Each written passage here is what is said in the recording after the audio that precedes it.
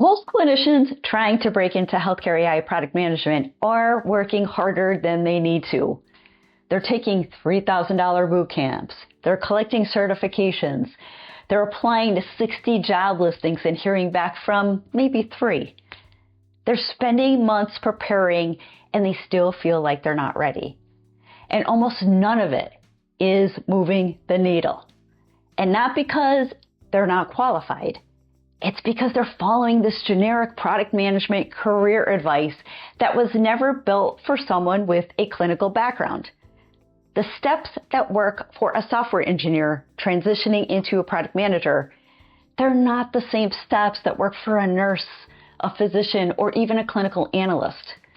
The assets are totally different, and the approach must be different as well. Hi, I'm Jennifer Rist. I've launched over $300 million in healthcare platforms, and I've coached more than 50 clinicians through this exact transition. So today I'm going to give you the 5 steps that actually work in the order that actually works so that you can stop spinning and you can start moving. So if you're new here, I publish content each and every week on what it actually takes to make this transition. Hit subscribe so you don't miss what's coming next.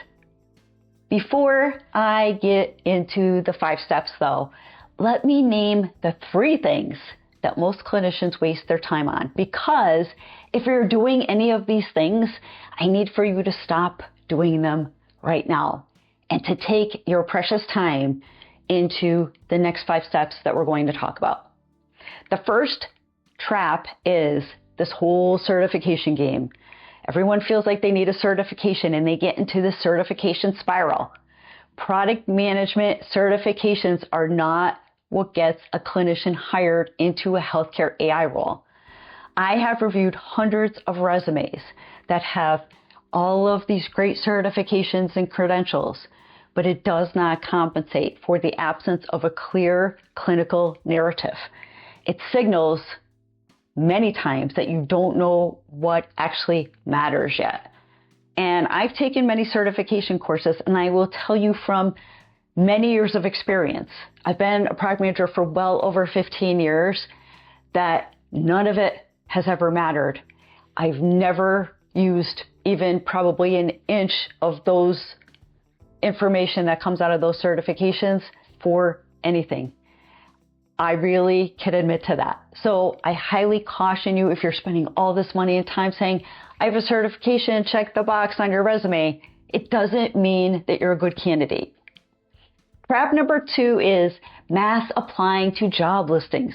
So job listings for healthcare product management roles almost universally require at least 3 to 5 years of product management experience.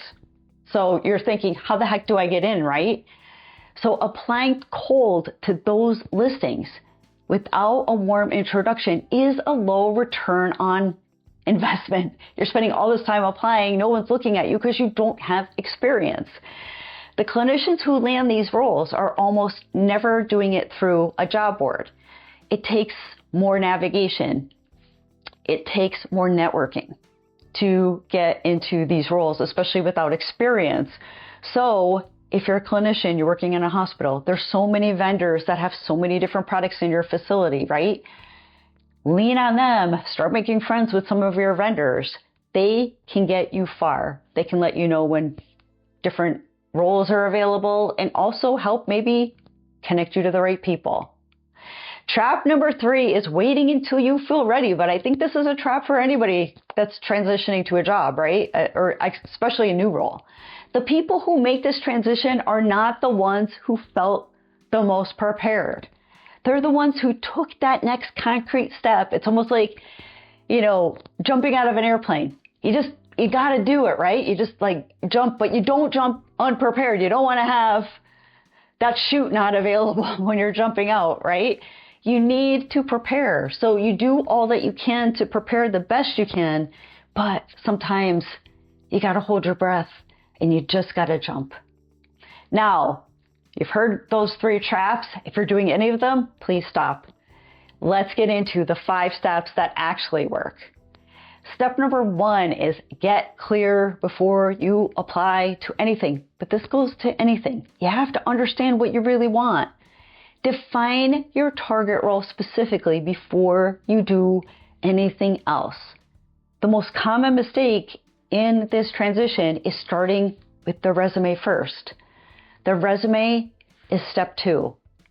Step 1 is knowing exactly what you're positioning yourself for. Because your resume, your LinkedIn, your narrative, and your network strategy all flow from that one answer. And only you know that answer. So here's what I mean by being specific. Healthcare AI product manager is not specific enough. Although it sounds that way, it is not. Healthcare AI product management at a clinical documentation company, that's going to be very different from a healthcare AI PM that's at a predictive analytics startup, or different from one that maybe works at a large health system. The required background, the interview questions, the skills that they're looking for, and the way that you translate your clinical experience, it's all different. The exercise for you this week is this. Identify those 3 to 5 specific companies building products in the clinical area where you have the deepest expertise and the most interest. If you spent 10 years in an ICU, maybe look at companies building clinical decision support for critical care. If you worked in clinical informatics, maybe you look at companies building EHR integrations and interoperability tools. Your clinical depth is most credible there and the most differentiated in the area where you actually worked. Write those companies down. This is your target list. Everything that follows is built around it. So look at some of the job boards at some of those companies. Look at the job descriptions. Look at what is being asked. I know a lot of them are really vague, but if you can find a few that really give you a crisp idea of what you actually want to get into, that will help you a ton. And if you haven't done the clinical to PM readiness scorecard yet that I have, there's a link in the description. It helps you identify where you're the strongest and narrows this targeting conversation significantly. It's a free PDF, so link is in the description. Step number 2 is build your narrative in 1 week. I know this sounds like really scary because it's time. But build 3 documents and have them ready before any conversations. By the end of this week, you should have 3 things ready. Not perfect, but ready. The first is your resume. So once you get clear on what you want to do or where you want to apply and what type of role you want, now you dig in. Rewritten in product language though. I covered exactly how to do this in my resume video. That link's in the description. But the short version is this. Every bullet point needs to follow the problem action outcome formula. And your summary needs to name the role that you're targeting explicitly. If I could say that. A clinical resume will not get you a product management interview with just talking about the tasks that you're currently doing. Yes, you want to talk about what you're currently doing, but you want to translate it into more product speak. A translated resume will help you a ton to get attention and to get in the door. The second is your LinkedIn profile, updated to match your resume and searchable for the right terms. So healthcare AI companies and recruiters, they're actively searching LinkedIn for people with clinical backgrounds right now. If your profile still reads like a clinical nurse, a clinical physician resume, you are invisible to them. And the third is your 90-second verbal narrative. The answer to tell me about your background. This is the most important thing that you would build, and almost nobody prepares for it in advance. This is your elevator pitch about you.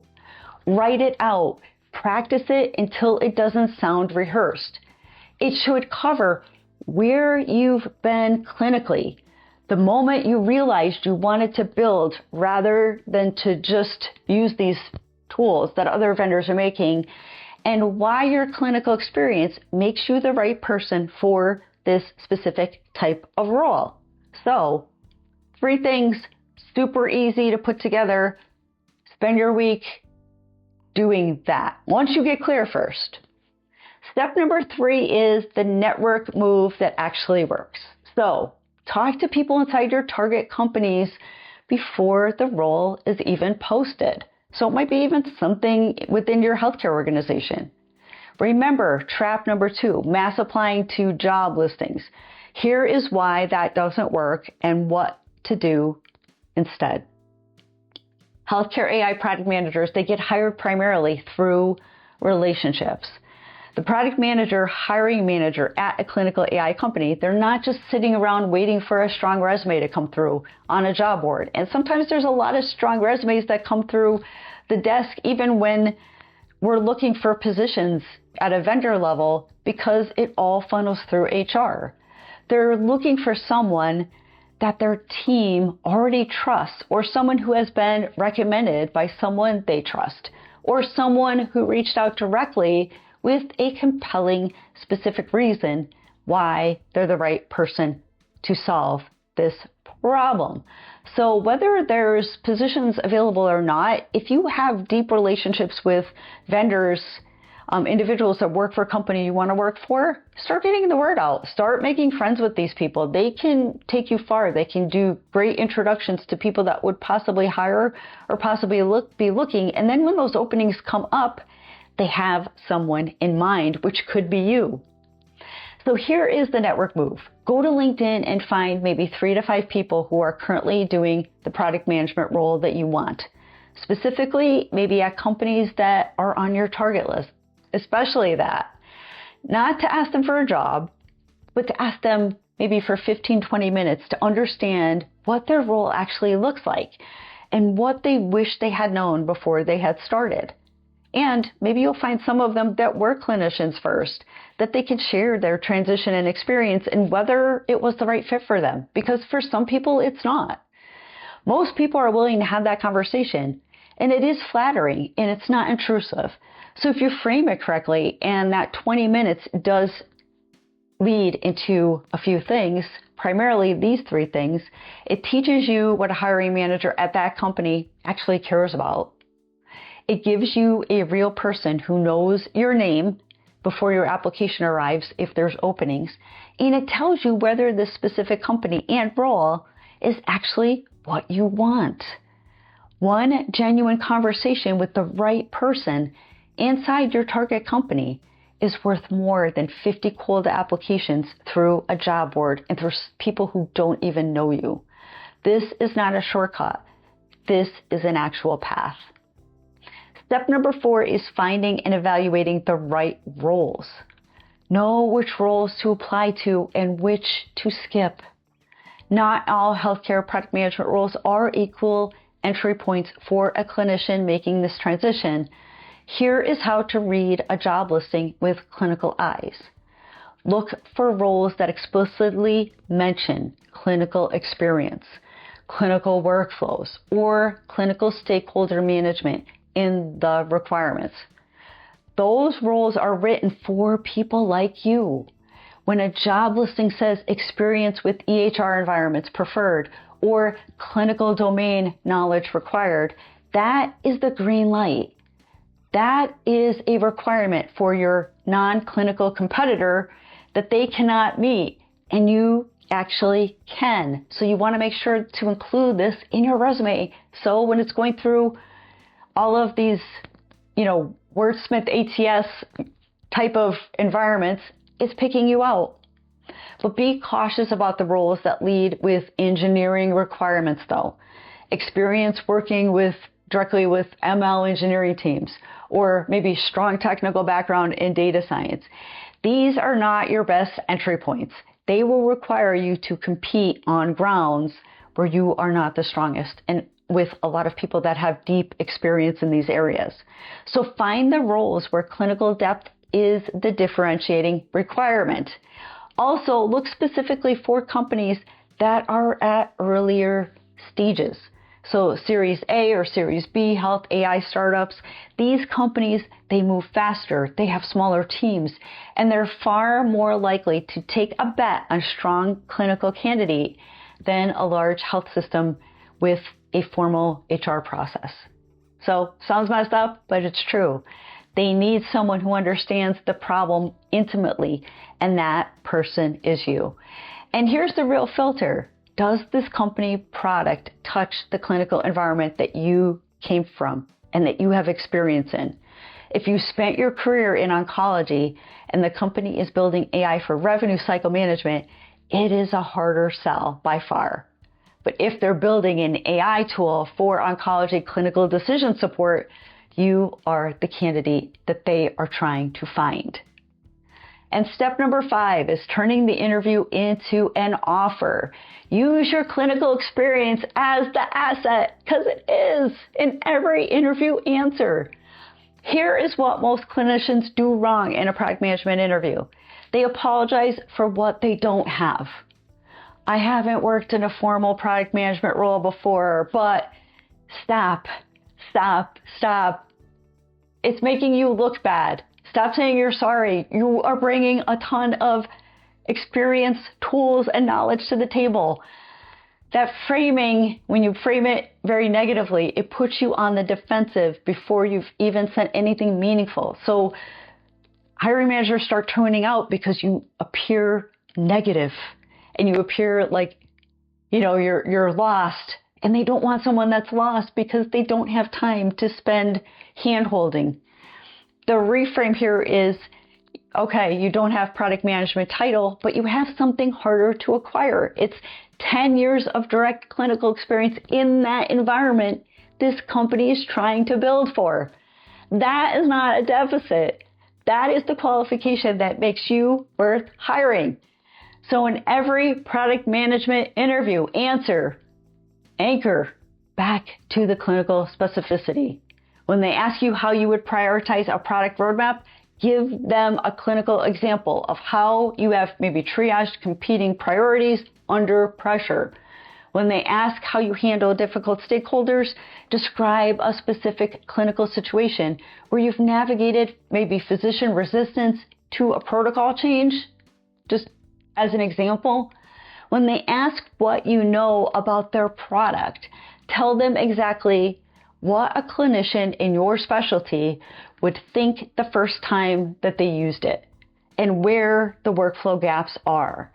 That level of domain insight is something that their other candidates cannot provide, I promise you.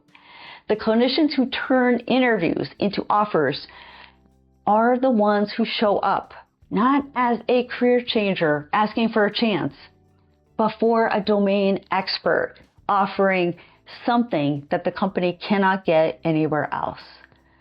So you are not applying for a job. You are bringing a credential that they have been searching for. I know that's tough to believe. So let me recap the 5 steps quickly. 1, get clear in your target role and target companies before you do anything else. Number 2 is build your 3 documents this week: your resume, your LinkedIn, and your 90-second verbal narrative. And 3, have real conversations with the people inside your target companies before the role is posted for. Number 4 is apply only to the roles where your clinical experience is a stated requirement and company stage works for your favor. And number 5, show up in the interview as the domain expert that you are and not a career changer or a victim. So none of these steps require a bootcamp. None require a certification. All of them require you to treat your clinical experience as the asset that it actually is and to present it in the language that the healthcare AI companies are using to describe the problem that they're trying to solve. If you want to know exactly where you stand right now in this transition, the Clinical to PM Readiness Scorecard on the description below has 12 questions and gives you a personalized result in 3 minutes. I think you have 3 minutes to give yourself. It will tell you which of these 5 steps needs the most attention for your specific background. And if you want to work through this with someone who has been on both sides of the hiring process, you can request a strategy conversation with me directly at jenniferrist.com. I'll put that in the link in the description below as well. So subscribe so you don't miss next week's video, and share this with a clinician in your network who's trying to figure out where to start. I'll see you next week.